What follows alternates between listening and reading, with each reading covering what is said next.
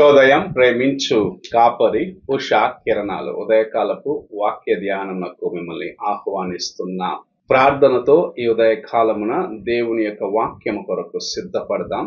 ప్రార్థన చేసుకుందాం.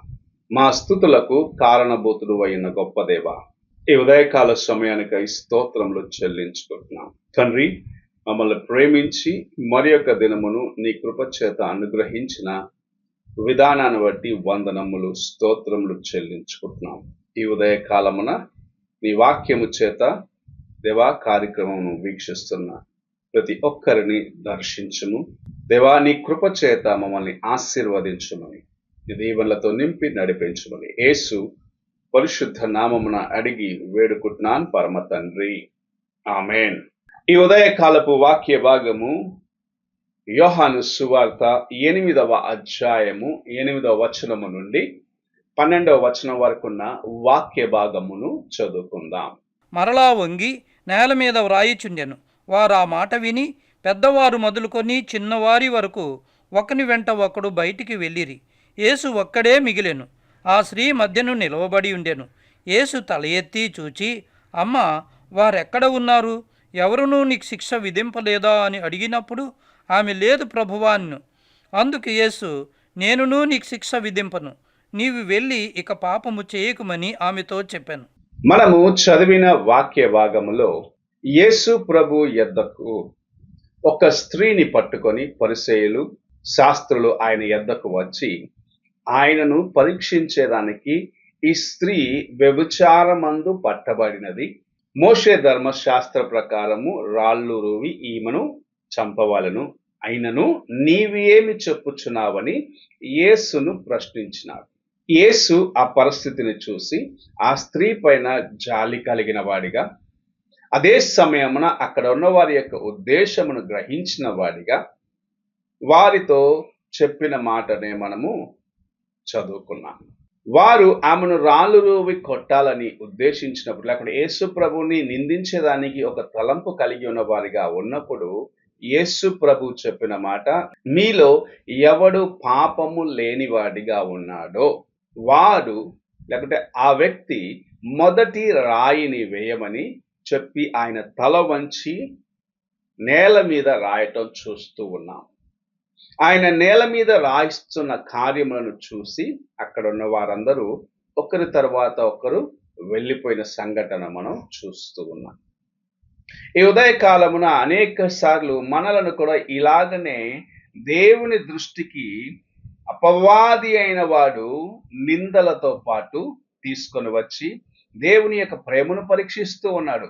మన యొక్క వ్యక్తిగత జీవితంలో మనము కుమిలిపోనట్లుగా, కృంగిపోవునట్లుగా అనేక కార్యములను చేయించు ఉండటం చూస్తున్నాం. ఆ స్త్రీ, నేను ఈ ఘోరమైన పరిస్థితిలో చిక్కుకొని ఉన్నాను, ఇందులో నుండి నన్ను ఎవరు విడిపించగలరు అని కుమిలిపోతున్నది.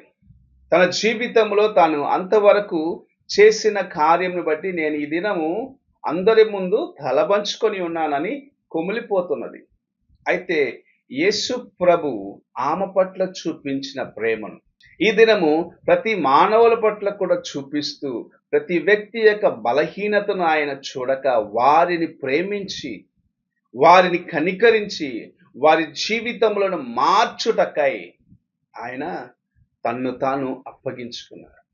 వారిపైన జాలి కలిగిన వాడిగా ఉన్నాడు అని మనం చూస్తూ ఉన్నాం.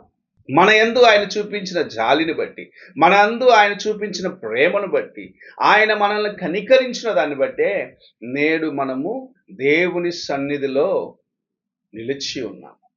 ఈ ఉదయకాల సమయమున ఆ స్త్రీ ఎలాగైతే నన్ను ఎవరు విమోచించగలరు, లేకుంటే నా యొక్క స్థితి ఇంత ఘోరముగా ఉన్నది అని కుమిలిపోతున్నప్పుడు ప్రభు తన యొక్క హస్తమును చాచి, లేకుంటే ఆమె కోసము ఆయన యొక్క వ్రేళ్లతో రాసిన కార్యములను భద్రపరిచినాడో, లేకుంటే జనులందరూ చూసి అందులో నుండి ఏమైతే చూసారో మనకైతే తెలియదు, కానీ తాము తమ యొక్క పాపముల చేత గుచ్చబడిన వారిగా, తమ యొక్క హృదయములో నొచ్చుకున్న వారిగా ఆ స్థలంలో నుండి వెళ్ళిపోయినారు.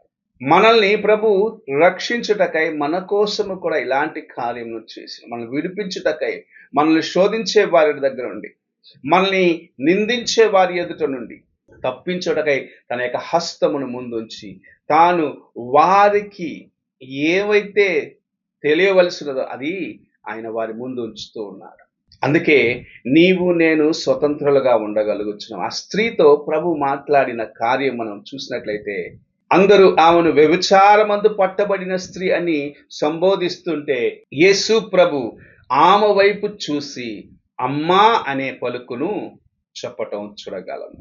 ఎవ్వరు నిన్ను శిక్షించలేదా, ఎవరు నిన్ను నిందించలేదా, ఎవరు నీకు కీడు చేయలేదా అని చెప్పి నేను నిన్ను శిక్షించనని చెప్పి ఇక వెళ్ళి పాపము చేయకుము అని ఆమెతో చెప్పి అక్కడి నుండి పంపించి వేస్తున్నాడు. మన జీవితంలో కూడా ప్రభు ఈ కార్యమును మరలా మరలా చేయొచ్చు ఉన్నాడు.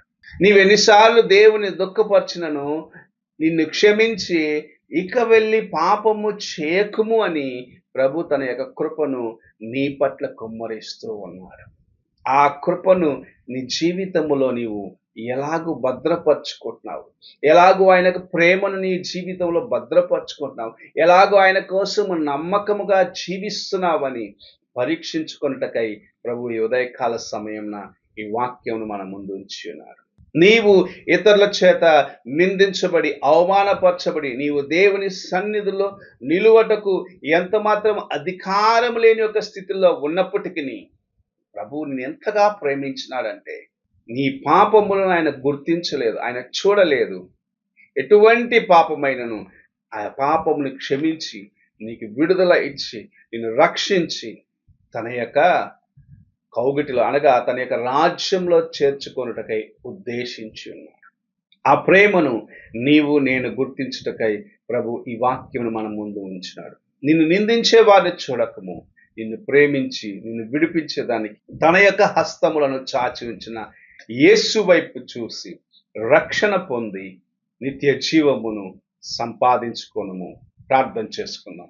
పరిశుద్ధుడైన యేసయ్య, ఈ ఉదయకాల సమయమున నీవు మాకు అనుగ్రహించిన నీ వాక్యమును బట్టి స్తోత్రములు చెల్లించుకుంటూ మేము అనేక బలహీనతల్లో చిక్కుకున్న వారిగా నీ కృపకు దూరం అయిపోతున్నాము తండ్రి. అయితే నీవు మమ్మల్ని ప్రేమించి మమ్మల్ని నిందించే వారి మధ్యలో, మమ్మల్ని హింసించే వారి మధ్యలో, మమ్మల్ని అవమానపరిచే వారి మధ్యలో నీ ప్రేమ కలిగిన హస్తమును చాచి మమ్మల్ని విమోచించుటకై ఎంత గొప్ప కార్యమును నాయన శిలువ మీద చేసినావు దేవా. నీ ప్రేమను మేము జ్ఞాపకం చేసుకుంటూ నీ మార్గంలో నడుచుచు అంతము వరకు నిన్ను వెంబడించుటకు మాకు సహాయం చేయమని యేసు పరిశుద్ధ నామమున అడిగి వేడుకుంటున్నాను పరమ తండ్రి, ఆమేన్. తండ్రి అయిన దేవుని ప్రేమ, కుమారుడైన క్రీస్తు కృప, ఆదరణకర్తైన పరిశుద్ధాత్మ యొక్క అన్యోన్య సహవాసము ఇప్పుడును ఎల్లప్పుడూ తోడయుండి సదాకాలము నడిపించును గాక.